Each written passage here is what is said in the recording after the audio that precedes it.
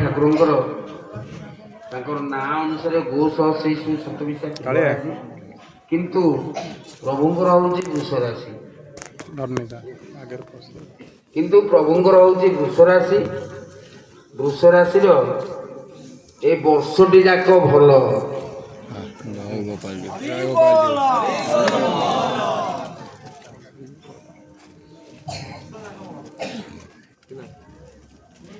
ପ୍ରଭୁଙ୍କର ଆୟ 8 ବ୍ୟୟ 7। ଏ ଆୟ ବ୍ୟୟଟା ମୁଁ ଆପଣମାନଙ୍କୁ ପଛରେ କହିବି। ଏଇଟା ହଉଛି ପାପ ପୁଣ୍ୟ। ହଉ, ମେଷ ରାଶି। ମେଷ ରାଶିର 14 ଆୟ 4 ବ୍ୟୟ। ବୃଷ 8 ଆୟ 7 ବ୍ୟୟ। ମିଥୁନ 14 ଆୟ 6 ବ୍ୟୟ। କର୍କଟ 8 ଆୟ 5 ବ୍ୟୟ। ସିଂହ 11 ଆୟ 4 ବ୍ୟୟ।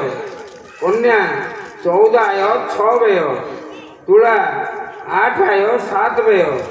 ବିଛା 14 ଆୟ 4 ବ୍ୟୟ। ଧନୁ 11 ଆୟ 6 ବ୍ୟୟ। ମକର 5 ଆୟ 7 ବ୍ୟୟ। କୁମ୍ଭ 5 ଆୟ 7 ବ୍ୟୟ। ମୀନ 11 ଆୟ 7 ବ୍ୟୟ। ଏବେ ରାଶି ଚକ୍ର କହୁଛି ଦେଖନ୍ତୁ। ମେଷ ରାଶି, ଇଏ ମେଷ ରାଶିର 2 ଭାଗ କରିଦେଇଛି। 2 ଭାଗରେ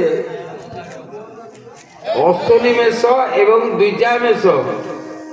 ଯେଉଁ ବାବୁମାନଙ୍କର କାହାଣେ ପଣେ ମେଷ ଏବଂ 2 କାଣେ ପଣେ ମେଷ, ତାଙ୍କର ମାସଟିଏ ଭଲ। ପ୍ରଥମ ପଣା ସଂକ୍ରାନ୍ତି ଠାରୁ ଭଲ, ତାପରେ 11 ମାସ ଖରାପ। ତା ସାଙ୍ଗରେ ରେବତୀ ମୀନ ମଧ୍ୟ ଅଛି। ରେବତୀ ନକ୍ଷତ୍ର ମୀନ ରାଶିର ମଧ୍ୟ ମାସଟିଏ ଭଲ, 11 ମାସ ଖରାପ। ବୃଷ ରାଶି 3ଟି ନକ୍ଷତ୍ର ବୃଷ ରାଶିର ବର୍ଷଟି ଯାକ ଭଲ। ମିଥୁନ ରାଶି 3ଟି ନକ୍ଷତ୍ର ମିଥୁନ ରାଶିର ବର୍ଷଟି ଯାକ ଭଲ। କର୍କଟ ରାଶି, କର୍କଟ ରାଶିର 3ଟି ନକ୍ଷତ୍ର କର୍କଟ ରାଶିର ମଧ୍ୟ ବର୍ଷଟି ଯାକ ଭଲ। ସିଂହ ରାଶି 10-5 ସିଂହ ଏବଂ 11-5 ସିଂହ, ୟାଙ୍କର ପ୍ରଥମ ମାସଟିଏ ଖରାପ, ଶେଷ 11 ମାସ ଭଲ।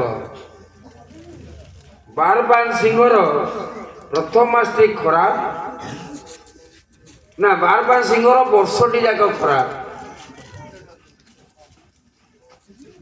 ଯୋଉଟା ହଉଛି ଉତ୍ତରା ଫାଲ୍ଗୁନୀ ସିଂହ ଏବଂ କନ୍ୟା। କନ୍ୟା ରାଶିର ବର୍ଷଟି ଯାକ ଖରାପ।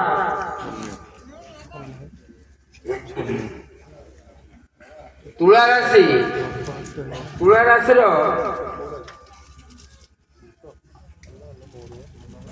ମାସଟିଏ ଭଲ, 11 ମାସ ଖରାପ। ବିଛା ରାଶିକି ମଧ୍ୟ 2 ଭାଗ କରିଦେଇଛି। 16-8 ବିଛା ଏବଂ 17-8 ବିଛା, ତାଙ୍କର ମାସଟିଏ ଭଲ, 11 ମାସ ଖରାପ। 18-8 ବିଛାର ମାସଟିଏ ଖରାପ, 11 ମାସ ଭଲ। ଧନୁରାଶି, ଧନୁରାଶିର ପ୍ରଥମ ମାସଟିଏ ଖରାପ, 11 ମାସ ଭଲ। ମା ପାର୍ବତୀଙ୍କର ହଉଛି ଧନୁରାଶି।